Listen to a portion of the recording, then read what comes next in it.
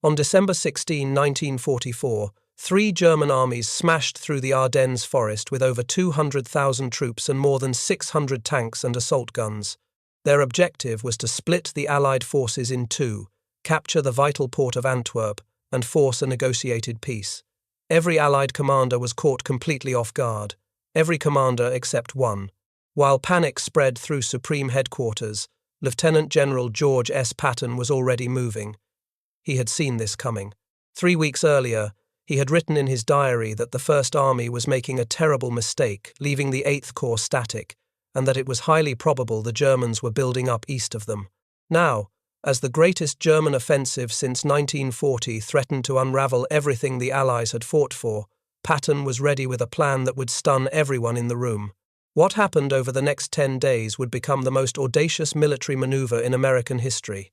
Patton would turn his entire Third Army 90 degrees, march over 150 miles through ice and snow, and smash through German lines to rescue the surrounded American soldiers at the crossroads town of Bastogne. Military experts said it could not be done. The logistics were impossible. The timeline was fantasy. Patton did it anyway.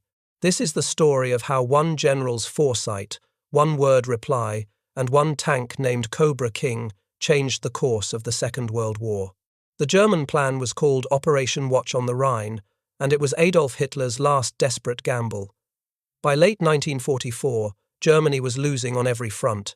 The Soviets were pushing relentlessly from the east, having liberated most of Poland and pressed into the Baltic states. The Western Allies had liberated France and were pressing toward the German border. Allied bombers were reducing German cities to rubble. The Luftwaffe was a shadow of its former self. Hitler believed that one massive blow could shatter the alliance between America and Britain. If he could reach Antwerp and cut off supplies to the Allied armies, perhaps they would negotiate. Perhaps the unnatural coalition between capitalist democracies and communist Russia would collapse under the strain. It was a fantasy born of desperation, but Hitler clung to it with fanatic intensity. The attack zone was the Ardennes, the same dense forest region where German forces had broken through in 1940 to conquer France in just 6 weeks. That stunning victory had shocked the world and established the legend of German military invincibility. Now Hitler believed lightning could strike twice in the same place. The Allies considered the Ardennes a quiet sector, suitable for resting exhausted divisions and training new ones. The terrain was considered too difficult for major operations, especially in winter. Only 4 American divisions held an 80-mile front, stretched so thin that some units had gaps of miles between their positions. The men called it the Ghost Front because so little happened there. They were about to learn why. At 5:30 in the morning on December 16, approximately 1,600 German artillery pieces opened fire along the entire front. The barrage lasted 90 minutes, a hurricane of steel and fire that shattered communications, destroyed command posts, and stunned the defenders in their foxholes. Searchlights bounced their beams off the low clouds to create artificial moonlight, allowing German troops to advance through the pre-dawn darkness. Then the infantry and armor surged forward under cover of fog so thick that visibility dropped to less than 50 yards in places. The Americans were overwhelmed. Entire units were surrounded and destroyed before they understood what was happening. The 106th Infantry Division, a green unit that had arrived at the front only 5 days earlier, lost 2 entire regiments captured by December 19th, nearly 7,000 men who would spend the rest of the war in German prison camps. The 28th Infantry Division, already weakened from bloody fighting in the Verdun forest, was torn apart and scattered. Communication lines were cut. Runners sent to deliver messages disappeared into the fog and never returned. Nobody at headquarters knew what was happening across most of the front. The confusion was deliberate. German commandos in American uniforms had infiltrated behind the lines, spreading panic and misinformation. They changed road signs, cut telephone wires, and started rumors that assassination teams were hunting Allied generals. The entire American rear area descended into paranoia. Military police set up checkpoints demanding that soldiers answer questions about baseball and American slang to prove their identity. Even General Bradley was stopped and questioned. But down in Nancy, France, at Third Army headquarters, General Patton knew exactly what was happening. His intelligence officer, Colonel Oskar Koch, had been tracking the buildup of German reserves for weeks. While other intelligence chiefs focused on the German forces directly opposing them, Koch took a broader view. He noticed that German divisions were disappearing from the line elsewhere and reappearing in the Ardennes region. He tracked railway movements showing unusual activity. He analyzed prisoner interrogations that suggested something big was coming. Koch was one of the few Allied intelligence officers who took the threat seriously. On December 9th, he had delivered a detailed briefing to Patton and his staff, laying out the evidence of an impending German attack. He identified 9 German divisions opposite the 8th Corps and warned that conditions were right for a major offensive. Most other intelligence chiefs dismissed the idea. They believed the Germans were finished, that any movement of forces was defensive repositioning. Koch disagreed, and more importantly, Patton believed him. Patton trusted Koch because Koch had been right before. Throughout the campaign across France, Koch's intelligence estimates had proven accurate while others missed the mark. Now Koch was warning of a major offensive, and Patton was not about to ignore him. On December 12th, 4 days before the offensive, Patton called in his Chief of Staff, Brigadier General Hobart Gay, and his operations officer, Colonel Halley Maddox. He gave them an unusual order. "Start making plans," he said, "for pulling Third Army out of its eastward attack, changing direction 90 degrees, and moving to Luxembourg to attack north."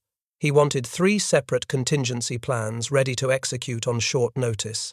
His staff thought he was being paranoid. They were in the middle of their own offensive toward the Saar region, and progress was being made. Why plan for a hypothetical German attack that intelligence said would never come? But Patton insisted. He wanted every detail worked out in advance, every unit assigned a route, every logistical requirement calculated. If the worst happened, Third Army would be ready to move instantly. By December 15th, the plans were complete.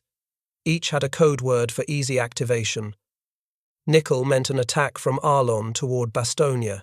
Cent meant attacking through Dierkirch toward St. Vith, cutting the Bulge at its base. Dime meant striking the tip of any German salient. All Patton had to do was speak a code word, and his staff would know exactly what to do. When the Germans attacked on December 16th, Patton was the only Allied general who already had a response prepared. While others scrambled to understand what was happening and how to react, Patton was studying his maps and calculating which contingency plan best fit the developing situation. The key to the German plan was speed. They needed to reach the Meuse River within 72 hours and Antwerp within 2 weeks. Any delay would give the Allies time to recover and counterattack with their superior resources. This made road junctions critical. The Ardennes was crisscrossed with narrow roads through dense forests. Most of these roads were unsuitable for heavy military traffic, barely wide enough for 2 vehicles to pass. Control the junctions where roads met, and you controlled movement for miles in every direction. No junction was more important than Bastogne. 7 major highways converged on this small Belgian market town of about 4,000 residents. From Bastogne, roads radiated out like spokes on a wheel, north toward Liege, east toward Germany, south toward Luxembourg, west toward the Meuse crossings. Whoever held Bastogne controlled the road network for 50 miles in every direction. The Germans knew it, the Americans knew it, the race was on. The German plan called for bypassing Bastogne initially and seizing it later once the main forces had pushed past. But this assumed the town would fall quickly once surrounded. The Americans had other ideas. On December 17th, with the German offensive barely 24 hours old, Supreme Commander Dwight Eisenhower made a crucial decision. He ordered the 101st Airborne Division to move immediately from Camp Mourmelon in France to Bastogne. The paratroopers had been resting and refitting after the brutal fighting at Market Garden in Holland, where they had jumped into the Netherlands and fought for weeks before being withdrawn. Many were replacements who had never seen combat. They had no winter clothing because the supply system had not yet caught up with them. Some still wore summer jump boots completely unsuited for the frozen ground. The division loaded onto open-air cattle trucks and began driving through the night, covering 107 miles in freezing darkness. The men huddled together for warmth as temperatures dropped below freezing. There was no time to issue proper equipment, No time to brief officers on the situation. No time for anything except getting to Bastogne before the Germans did. They arrived in Bastogne in the early hours of December 19th, just 4 hours ahead of the leading German units. It was that close. Had they been delayed by a traffic jam, a wrong turn, or a breakdown, the Germans would have seized the town unopposed. Instead, the paratroopers began digging in along the perimeter roads even as German reconnaissance units probed the outskirts. The regular division commander, Major General Maxwell Taylor, was in Washington attending a staff conference. Command fell to Brigadier General Anthony McAuliffe, the division artillery officer. McAuliffe was 46 years old, a West Point graduate from the accelerated wartime class of November 1918. He had parachuted into Normandy on D-Day despite having no formal jump training, volunteering to accompany his guns into combat.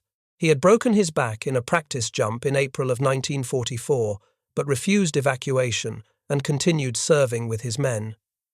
Now he found himself commanding one of the most famous defensive battles in American history. McAuliffe quickly organized the defense. The terrain around Bastogne favored the defenders, with ridges and forests providing natural obstacles.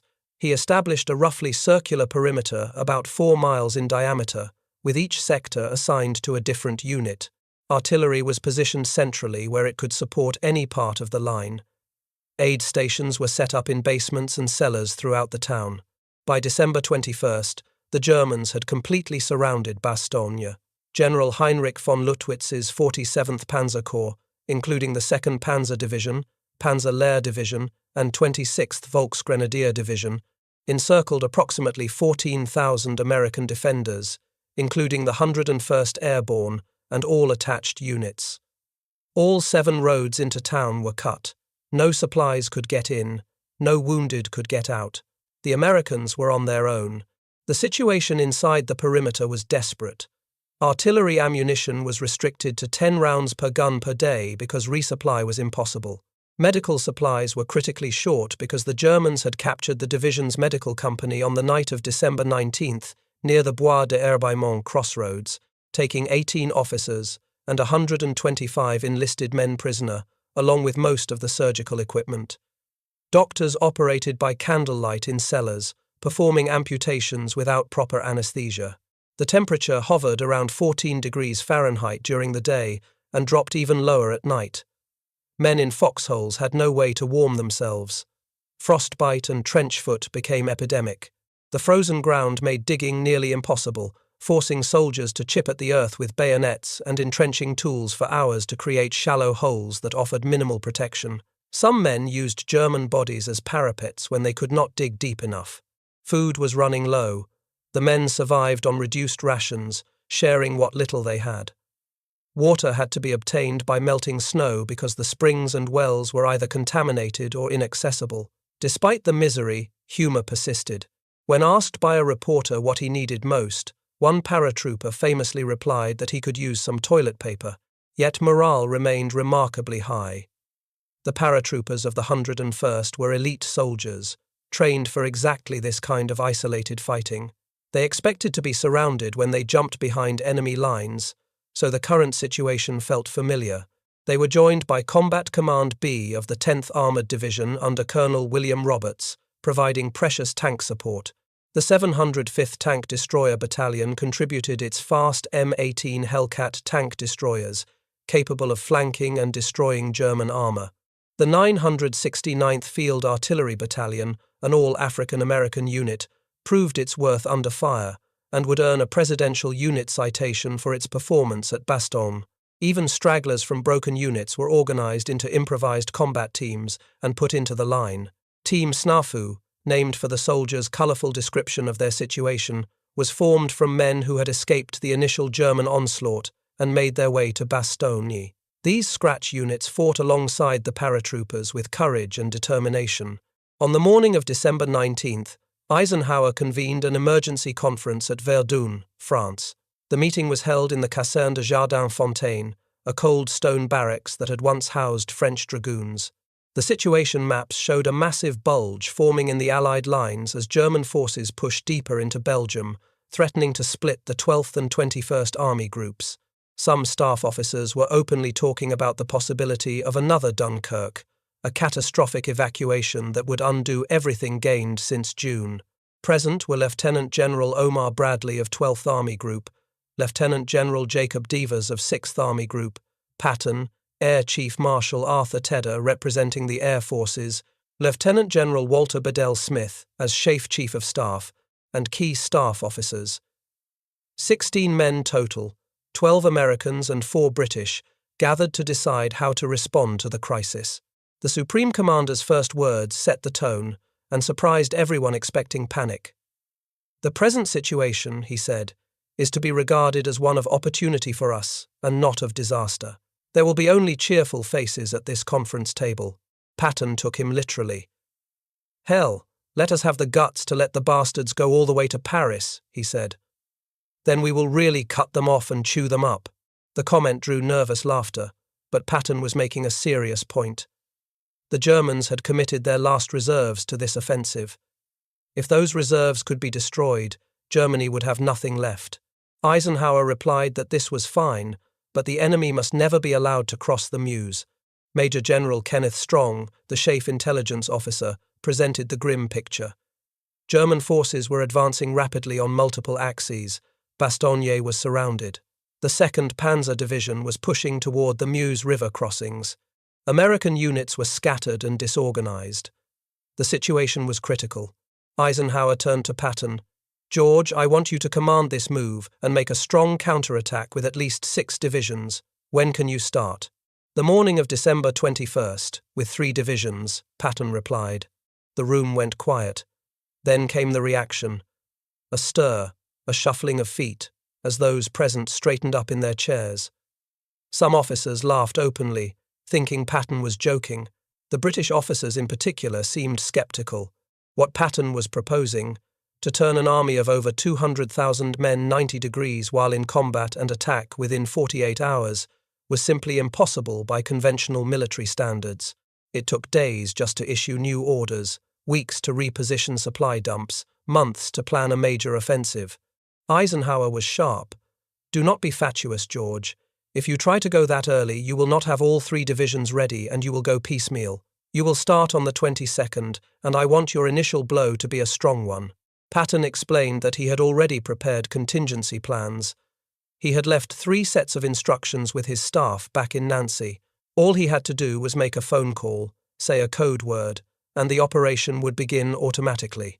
His units already knew their routes. His supply officers already knew where to establish new depots. Colonel Paul Harkins, his deputy chief of staff who was present at the meeting, confirmed it could be done. As the meeting ended, Eisenhower remarked to Patton that it was a funny thing. Every time he got promoted, he got attacked. Patton replied without hesitation, "Yes, and every time you get attacked, I bail you out." From Verdun, Patton telephoned General Gay in Nancy.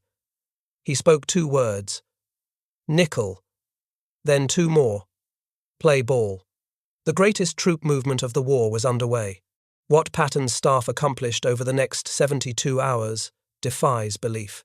3rd Army was engaged in active combat operations facing east toward the Saar, with units in contact with the enemy along a 50-mile front. Now it had to disengage from the enemy, turn 90 degrees north, and advance over 150 miles through freezing rain, ice, and snow to attack a completely new enemy force in completely unfamiliar terrain. The logistics were staggering. Over 63,000 tons of supplies had to be shifted in 5 days, including ammunition, fuel, food, medical supplies, and spare parts. New ammunition depots had to be established along routes that did not yet exist. 57 tons of maps had to be printed and distributed, hundreds of thousands of sheets showing terrain that most units had never seen. 20,000 miles of communications wire had to be strung to maintain contact between headquarters and forward units. Thousands of miles of unfamiliar roads had to be reconnoitered by transportation officers racing ahead of the main columns, marking routes and identifying choke points. 3 divisions would lead the attack under 3rd Corps, commanded by Major General John Milliken. The 4th Armored Division, the 26th Infantry Division, and the 80th Infantry Division would strike north toward Bastogne, while other divisions covered flanks and provided support. Of these, The 4th Armoured was the spearhead, Patton's favourite unit, veterans of the breakout from Normandy and the race across France, where they had covered more ground faster than any armoured unit in history. The 4th Armoured was divided into 3 combat commands, each essentially a small combined arms force of tanks, infantry and artillery. Combat Command A under Brigadier General Herbert Ernest would advance up the main highway through Martelange. Combat Command B under Brigadier General Holmes Dager would push through Chaumont on a parallel route to the east. Combat Command Reserve under Colonel Wendell Blanchard was initially held back as a mobile reserve, but would ultimately make the breakthrough. On December 22nd at 6:30 in the morning, 3rd Corps attacked. The advance began immediately hitting fierce resistance. The 5th Fallschirmjäger Division, 16,000 elite German paratroopers under General Major Ludwig Heilmann, blocked the approaches to Bastogne. These were not second-rate garrison troops or exhausted remnants. They were some of the best soldiers Germany had left, veterans of brutal fighting in Italy and France, and they contested every village, every crossroads, and every bridge with fanatical determination. Progress was agonizingly slow. The roads were narrow, often just single lanes through dense forest where a single disabled vehicle could block movement for hours. German engineers had blown bridges and cratered intersections. They had scattered mines along the road shoulders, making it deadly to go around obstacles. The worst winter in 25 years dumped snow and ice on already treacherous conditions. Tanks slid off icy roads into ditches. Trucks became stuck in frozen mud. Artillery could not always reach forward positions because the narrow roads did not allow guns to deploy. At Chaumont on December 23rd, Combat Command B ran into a wall of German armour and infantry defending the village. The fighting was brutal and close-ranged.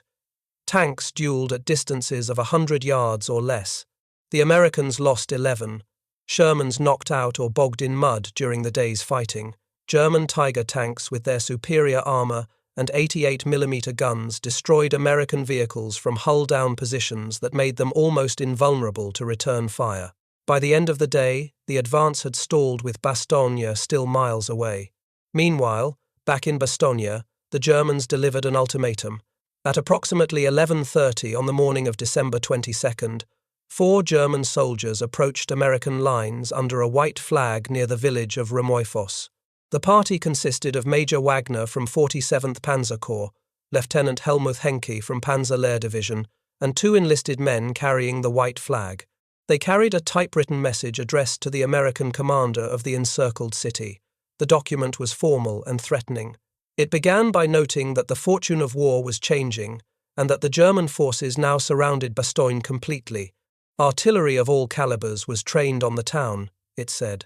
The message offered honorable surrender as the only way to save the American troops from total annihilation, warning that if the offer was rejected, 1 German artillery corps and 6 heavy anti-aircraft battalions would open fire. The American commander was granted 2 hours to consider. The German officers were blindfolded and brought to a farmhouse command post. From there, the message was telephoned to division headquarters. Lieutenant Colonel Ned Moore, the acting chief of staff, received the call and went to wake General McAuliffe, who had been catching a few minutes of sleep after being awake for days. Moore explained the situation. "The Germans have sent some people forward to take our surrender," he said. McAuliffe, groggy from lack of sleep, muttered his response without fully processing what he had heard. Nuts. When he read the full demand and realized the Germans expected him to surrender, McAuliffe was incredulous. "Us surrender?" he said. "Oh, nuts." He dropped the paper on the floor and went back to dealing with the tactical situation. Later, when reminded that he needed to send a formal written reply to the waiting German officers, McAuliffe wondered what to write. The situation was serious enough that a reasoned response seemed called for, but he had no intention of surrendering. Lieutenant Colonel Harry Kinnard, the operations officer, had a suggestion. "What you said initially would be hard to beat," he said. McAuliffe asked what he meant. "Sir, you said nuts," Kinnard replied. The staff officers present agreed it was perfect. The official response was typed on a single sheet of paper. It read simply, "To the German commander, nuts. The American commander, Colonel Joseph Harper of the 327th Glider Infantry personally delivered the reply to the waiting Germans. Lieutenant Henke looked at the single word and was confused. "Is the reply negative or affirmative?" he asked. "The reply is decidedly not affirmative," Harper said. "And if you continue to attack, we will kill every goddamn German that tries to break into this city." The Germans still did not understand. "What does nuts mean?" they asked as their blindfolds were removed for the walk back to their lines. Private First Class Ernest Premetz, a German-speaking medic who had helped escort the officers, translated for them. "Du kannst zum Teufel gehen," he said. "You can go to hell." For 7 days, fog and low clouds had grounded every Allied aircraft. The Germans had timed their offensive precisely to exploit the bad winter weather, knowing that American air superiority would be neutralized as long as planes could not fly. Transport planes could not drop supplies to the surrounded garrison. Fighter bombers could not attack German armor columns. Heavy bombers could not strike German supply lines. The defenders were completely on their own. Then, overnight on December 22nd to 23rd, a high-pressure system from Russia pushed the weather front aside. What the meteorologists called a Russian high brought cold but clear air sweeping across Western Europe. The morning of December 23rd dawned crystal clear. Visibility was unlimited for the first time in a week. One soldier on the ground called it the war's most beautiful sunrise. The timing seemed miraculous, and Patton was quick to assign credit. 2 weeks earlier, on December 8th, he had summoned his chaplain, Colonel James O'Neill, with an unusual request. He wanted a prayer for good weather. O'Neill composed what became known as the Patton Prayer, asking the Almighty to restrain the immoderate rains and grant fair weather for battle. Patton ordered 250,000 copies printed and distributed to every soldier in Third Army. When the weather cleared on December 23rd, Patton awarded O'Neill a Bronze Star, telling him he was the most popular man in Third Army. Patton wrote in his diary that night, "What a glorious day for killing Germans." Within hours, the sky over the Ardennes was filled with aircraft of every type. C-47 transport planes began dropping supplies into Bastogne. Desperately needed ammunition, medicine, food, and blankets floating down under colored parachutes that drifted across the snowy fields. P-47 Thunderbolts and P-38 Lightnings attacked German columns on every road, strafing trucks and tanks with machine guns and bombing supply convoys. The 19th Tactical Air Command averaged over 500 sorties per day for the next 5 days, turning every road in the Ardennes into a death trap for German vehicles. The air support was devastating to German logistics. Fuel trucks, ammunition vehicles, and reinforcement columns were destroyed on roads that offered no cover. The 2nd Panzer Division, which had bypassed Bastogne and pushed almost to the Meuse River at Dinant, ran completely out of fuel near the village of Celle. The division had outrun its supply lines, and now those supply lines were being destroyed from the air. Between December 25th and 27th, the 2nd Panzer Division was virtually annihilated by combined ground and air attack. Only about 600 troops escaped on foot during a snowstorm, abandoning all their vehicles and heavy equipment. But clear skies alone would not save Bastogne. Ground forces had to break through the German ring and establish a corridor for supplies and reinforcements. By December 25th, Combat Command Reserve under Colonel Blanchard had moved to the left flank of the advance, probing for a weak point in the German defences.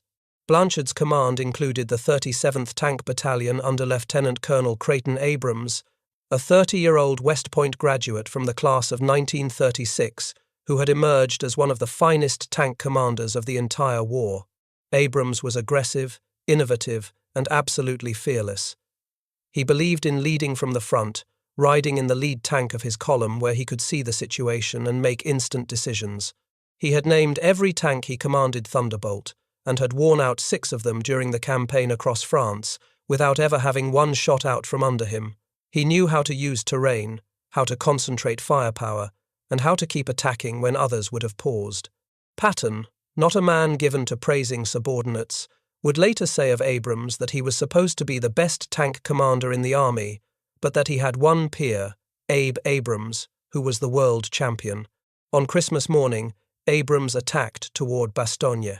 His battalion captured Vaulx-Rosières against determined resistance, then Nives, then Remoisville, fighting through each village against German defenders who knew that losing meant disaster. Every house had to be cleared. Every crossroads had to be seized against fire from multiple directions. Patton wrote in his diary that night, "A clear, cold Christmas, lovely weather for killing Germans, which seems a bit queer seeing whose birthday it is."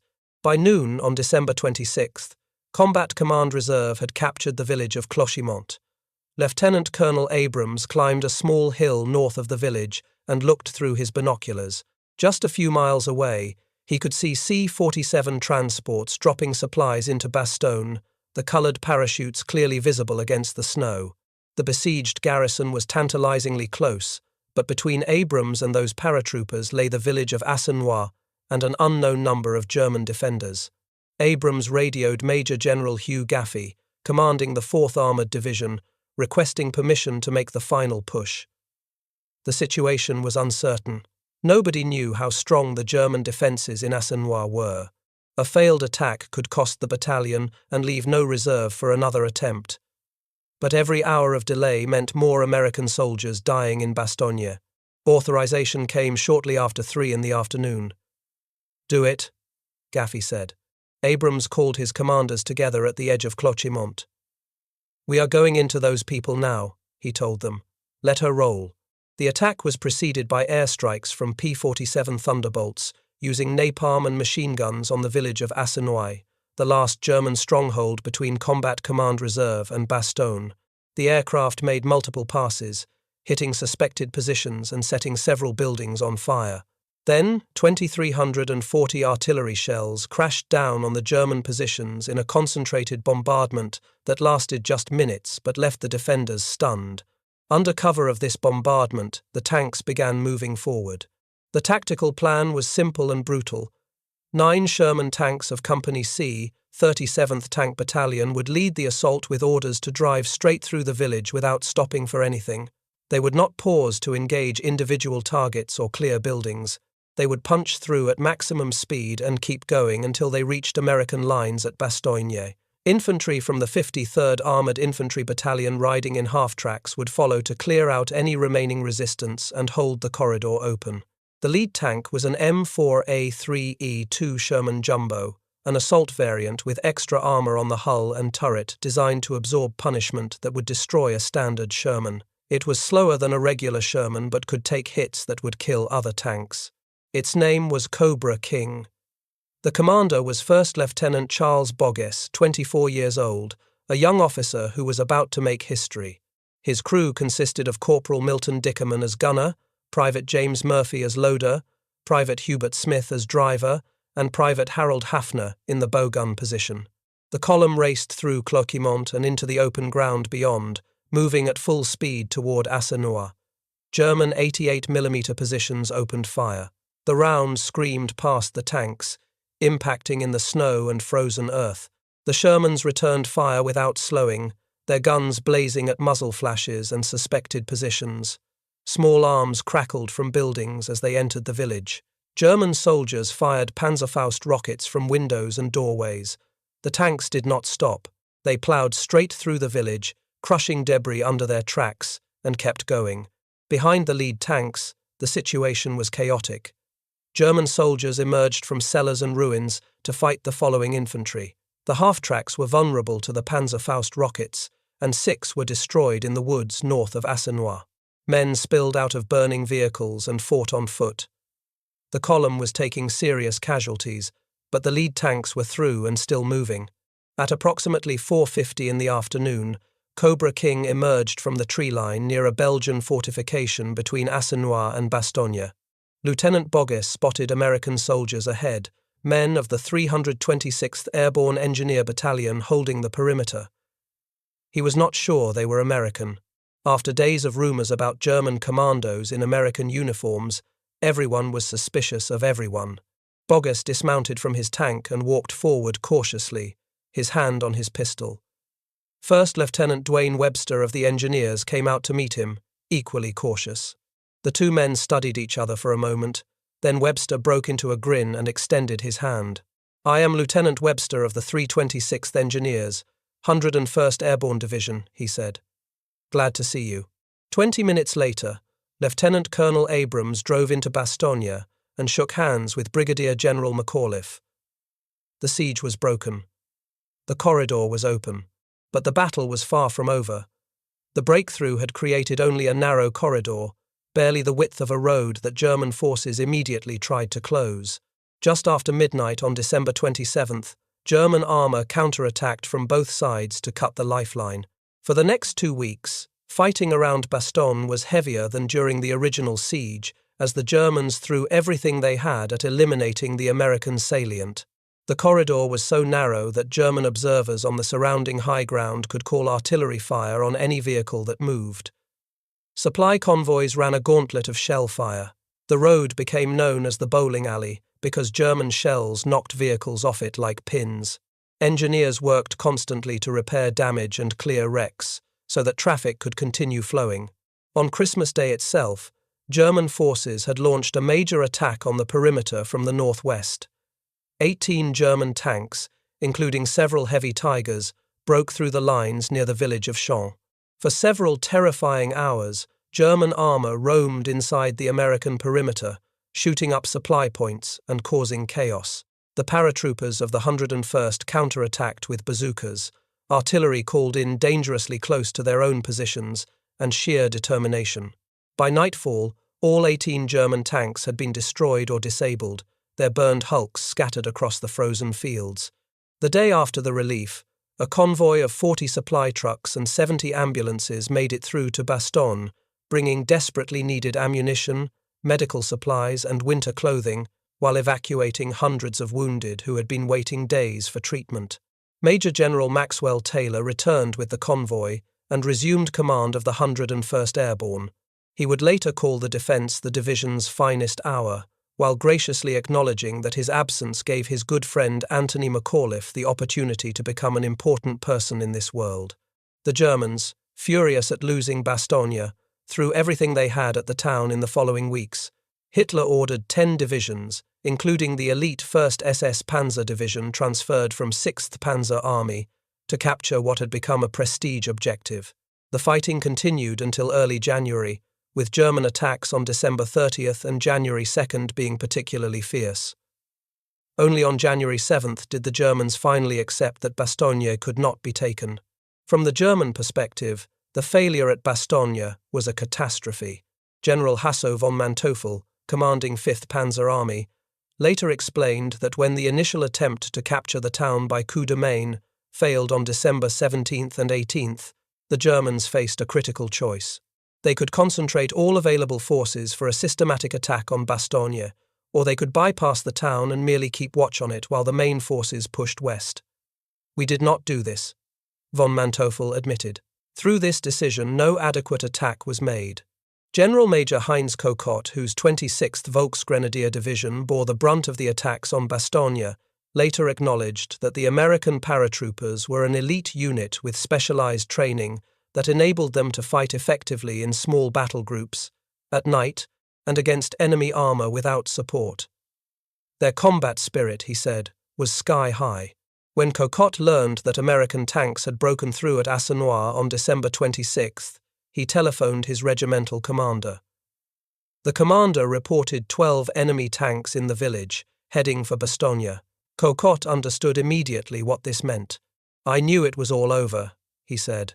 The Battle of the Bulge continued until January 25, 1945, but the relief of Bastogne marked its turning point. The German offensive had shot its bolt. The divisions wasted trying to capture Bastogne were desperately needed elsewhere. The fuel consumed, the ammunition expended, the tanks destroyed, the men killed and wounded could never be replaced. Germany had gambled its last reserves and lost. More importantly, the failure at Bastogne shattered German morale. The offensive had been sold to German troops as the blow that would turn the war around.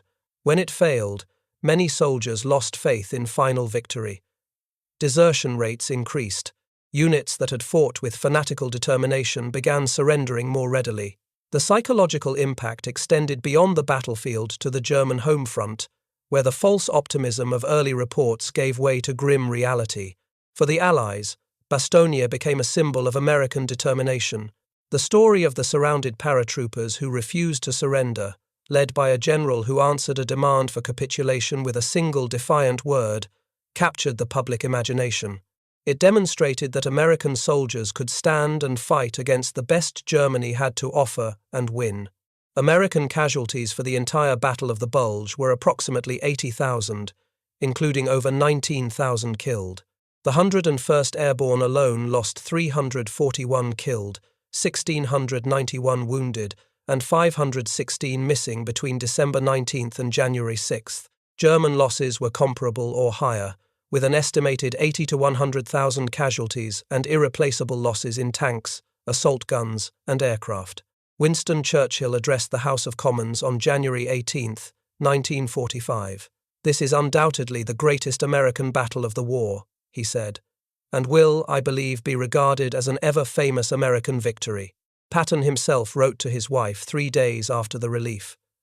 "The relief of Bastogne is the most brilliant operation we have thus far performed, and is in my opinion the outstanding achievement of the war. This is my biggest battle." McAuliffe later assessed what Patton had accomplished. "Patton certainly accomplished miracles," he said. "The success of moving an unwieldy mass like that, to change your lines of supply and everything, to turn that cumbersome heavy-going outfit in the snow and fog and rain, and turn them around so quickly as he did to get them going to the north, was really a remarkable task to accomplish." Military historians have studied the relief of Bastogne for 80 years, and the consensus is clear. What Third Army accomplished was unprecedented. Omar Bradley called it one of the most brilliant performances by any commander on either side in World War II. There is no more complex or risk-laden battlefield maneuver than a 90-degree turn and movement across and perpendicular to one's own lines of communication, yet Patton and his staff executed it flawlessly under the worst possible conditions. The men who accomplished this feat went on to shape history. Creighton Abrams rose to 4-star general and commanded American forces in Vietnam from 1968 to 1972, then served as Army Chief of Staff until his death in 1974. The M1 Abrams main battle tank, named in his honor in 1980, remains the primary American tank today. Anthony McAuliffe was promoted to Major General in January 1945 and later commanded the 103rd Infantry Division in the final campaigns in Germany. After the war, he rose to command United States Army Europe. He died in 1975. The central square in Bastogne was renamed Place General McAuliffe in his honor, and a monument there commemorates his famous reply. George Patton did not survive the war by much. On December 9, 1945, less than a year after the relief of Bastogne, he was critically injured in a low-speed automobile accident near Mannheim, Germany. He died on December 21, 1945, at the age of 60, from complications of a broken neck. He is buried in Luxembourg alongside soldiers of Third Army, having asked to be laid to rest with his men. Cobra King, the tank that broke through at Ardennes, survived the war and was eventually identified among surplus vehicles at a depot in Germany.